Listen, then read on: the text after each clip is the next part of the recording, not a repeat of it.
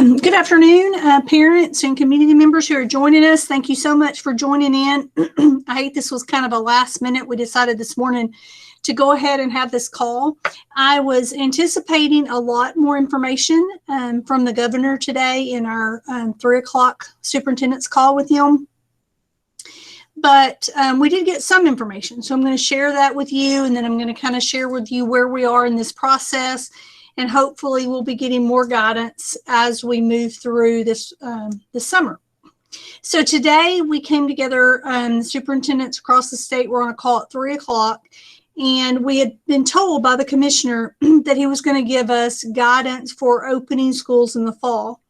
And in that would be instructional guidance and also public health guidance with protocols. The very beginning of the call, he stated that he was not prepared to release the public health information at this point. They were still working on it, and they were still monitoring the situation and the status in the state. And they wanted to do a few more things before they release what public health protocols they would require for school districts. So he went on into a conversation, and he actually started a PowerPoint presentation, and the PowerPoint can be found on TEA's website. If any of you want to look at that, it's on TEA COVID-19 website under waivers, grants, and funding, or waiver, funding, and grants. And it says strong start for 2020-2021. And he went through and just kind of told us first that he knew there was they all realized at the state that there's a problem when we have no school, and that kids regress during that time and want to make sure we are going to school. One of the quotes that he said at the very beginning was, "We cannot allow this public health crisis to become a generational education crisis." And so he said it's very important for them to figure out how to not let this public health issue damage our education for our kids. So he went on to explain that what we were in the spring was more in crisis mode. We were responding to a crisis. And now that we are starting the year again, we have to be very diligent in coming up with very strong instructional strategies so that our students do not regress and continue to be educated. So he said that when we start school, one of two things are going to happen. Parents are either going to send their kids back to campus, or they're going to choose for their students to be taught remotely. And we have to allow them to be remote instructed. So one of the questions was asked by someone in the audience was, what does a kid have to do to qualify for being remote instructed? And he said, any parent can make that choice. So if the parent chooses for a child to be remote, then we as a district have to offer instruction to that child. So one thing that he told us is for us to continue to be able to count that as instruction for a child, it would have to be done in one way. So to get it counted as that child being enrolled in Lexington ISD, and us get funding for that child, and us provide instruction for that child, it can be in person, which would be back at school and in person, or it could be using the Texas Virtual Network, which is something that some of our high school courses have used in the past, or it could be remote learning. And out of the remote learning, it can be two different types. And this was all new to us as educators. Everybody heard this for the first time today, but these are the two types of remote that we are going to be allowed to do when we start school. And that is synchronous and asynchronous instruction. So Mr. Ladd, the principals, watched this call with me today. And so he was in there and he referred to it like the synchronized swimming. They all do everything at the same time together. So that's one way you can remember it. Synchronous instruction is where the child is logging in to the classroom while the class is going on. So the classroom is having instruction and everything's going on, and a child who chose remote is logged in and virtually is in the classroom as well. So that's the way we can count that child there, and the child can get credit for the class. if they are virtually in that class. Teacher would count them there just like they would the kids that are in those seats. He stressed that that type of instruction would have to have the same expectations for both sets of kids, and would also have to have the same grading policies, procedures, assignments. Everything would be the same. The child would just be participating virtually, and that's synchronous. So we can offer remote synchronous, or we can offer it asynchronous, which is where it is not real time, it is not live, but the teacher is providing instruction either through a packet or through a recorded video, and the student is doing the learning or participating some other time during the day. The only thing that he stressed on that is that the child has to do something every day that we're going to count them present.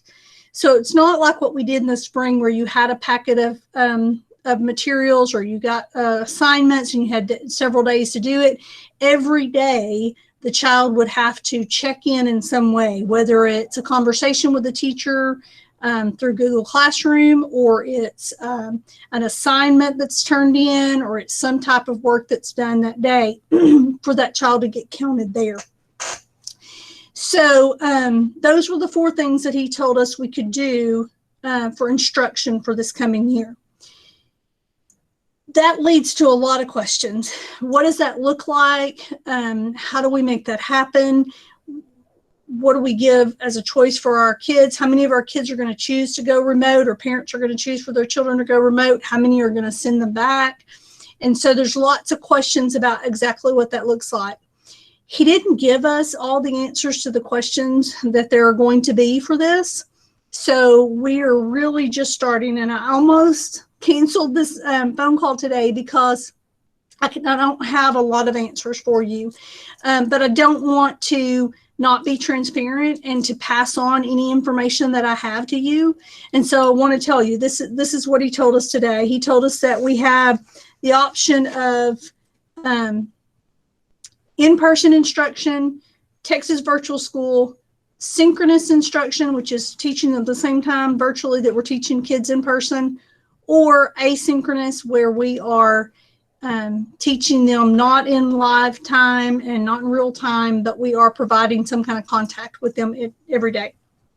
And so he went on to say that as we do this instruction, that we will have to have for the synchronous, so if a kid's doing it virtually at the same time, we would have to have 180 instructional minutes a day for 3rd grade through 5th grade, 240 instructional minutes for 6th grade through 12th grade.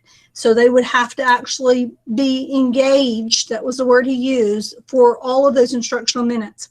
Pre-K through 2nd grade, the state is not going to allow us to use synchronous instruction, which makes sense. It would be very hard for a kindergarten kid to be able to sit in front of a computer and participate while he's seeing things that are happening in the classroom. So pre-K through 2 are not allowed to do synchronous, only asynchronous, which would be sometime other than the live classroom atmosphere.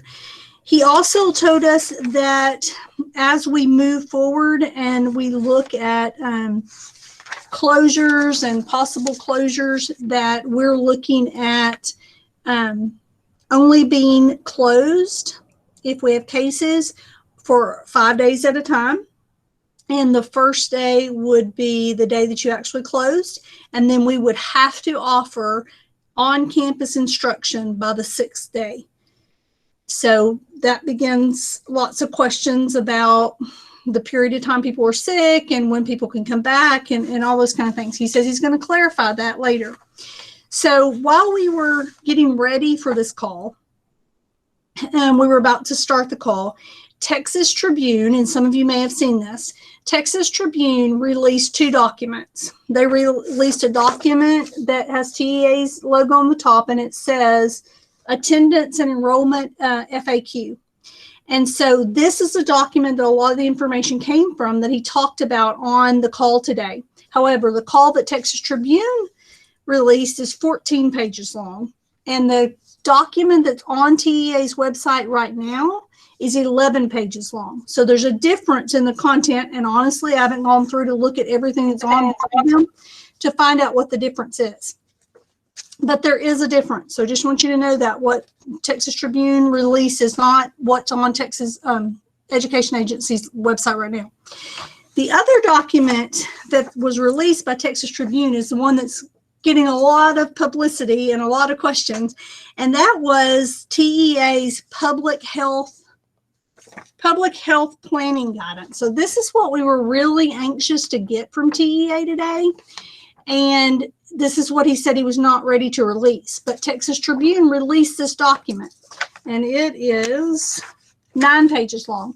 And basically, it has very few restrictions. It took out the 45 square feet restriction, basically left it up to the school district on like hand washing and trying to keep kids apart as much as possible, but no restrictions on, it said should be 6 feet apart and those kind of things, but not a lot of must in this document. However, before the call was finished, this document was removed from TEA's webpage. And what they released a statement later that said this document was only a draft document and they had no intention of it being released. But Texas Tribune got a hold of it and released it anyway. So this information is out there. And this is all that I want to tell you about this because it's on there. You can read it. There's very few restrictions. However, TEA has pulled this from their website. And they have said they're not ready to release this. They said that they are going to monitor the current situation in the state and then make adjustments and decide what they want this to say. So right now, this looks very lenient and very few restrictions. I can't promise you that this is the way this is going to stay because if it were, I feel like they would have went ahead and released it today. I feel like they are re-looking at this and that they are working with the governor in his office to decide exactly what they want this to be as we start school. Most of the time when he's talking about things being released, he'll give us a time or a day when things are going to be released, and he didn't. All he kept saying was as soon as possible. We're working on it. We're going to release it as soon as possible. So I'm hoping that means in the next couple of weeks. He did say, because there's some things that we have to fill out as a district, we have to get our framework with how we're going to offer remote instruction. We have to get that approved by the state. And so he told us that we would be getting lots of documents that we needed, templates and things like that, that we have to fill out by July 2nd. That July 2nd was kind of their target date. I'm hoping that that means by July 2nd, we will also have the official public health guidelines from the state. But we don't have those right now. It kind of puts the district in an odd situation because honestly, from what he told us today, there's still so many questions. We can't finalize a plan. I would love to move forward and say, this is our plan. The committee has met. Now we know the restrictions. Now we know this information about synchronous and asynchronous remote instruction and how that's going to work so we can kind of move forward. But we really don't have enough information to be able to do that. We don't know what if we have to offer both kinds of remote instruction. Can we offer one and not the other? How is all of it going to fit into our staff expectations and responsibilities? And then we really need to know what the public health guidelines are going to be so we know what classes are going to look like and how they're going to be set up and how we're going to run school. So I tell you all of that to tell you this is all the information I have right now. I'm upset and frustrated that we didn't get more information from the commissioner. We have another call on Thursday.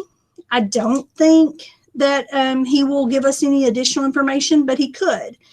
I will be on vacation on Thursday, but I'm going to listen to that call anyway. And if there is anything just huge news, I will shoot out a blast or I'll go live or something to make sure that people know that in Lexington. I have a feeling he's going to probably drag his feet a little bit and get closer to that July date so he can see what's happening across the state before they make any real decisions on the public health guidance. But if there's something on Thursday, then I will definitely send that out or go live or get you some information as soon as I possibly can. So that's pretty much all the information I have today. Are there questions that you guys would like to ask? Anything that I've said tonight or anything else that you would like to ask me at this point?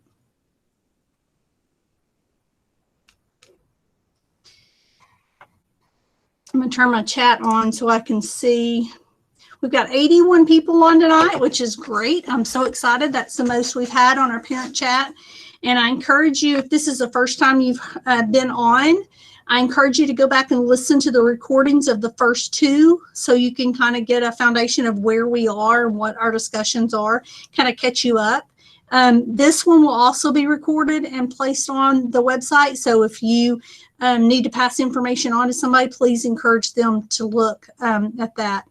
Again, let me remind you that if you'll go to TEA website, if you'll just Google search TEA COVID-19, a page will come up that says TEA COVID-19 resources, and it is full of resources. So many pages that you can't get through them all, honestly. And so you can either search for what you're looking for, or if you want this particular document that came out today, you can look under the box that says waivers, funding, and grants. And that will get you to the new enrollment and attendance guidance that he gave us today. You're not going to find the public health one because it doesn't exist on the website. Any questions? I'd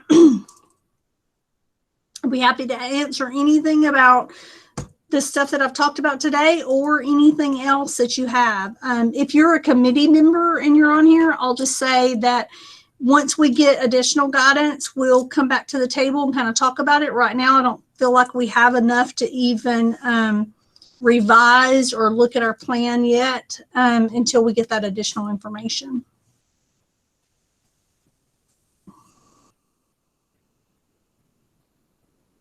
Just a minute or so, I don't think.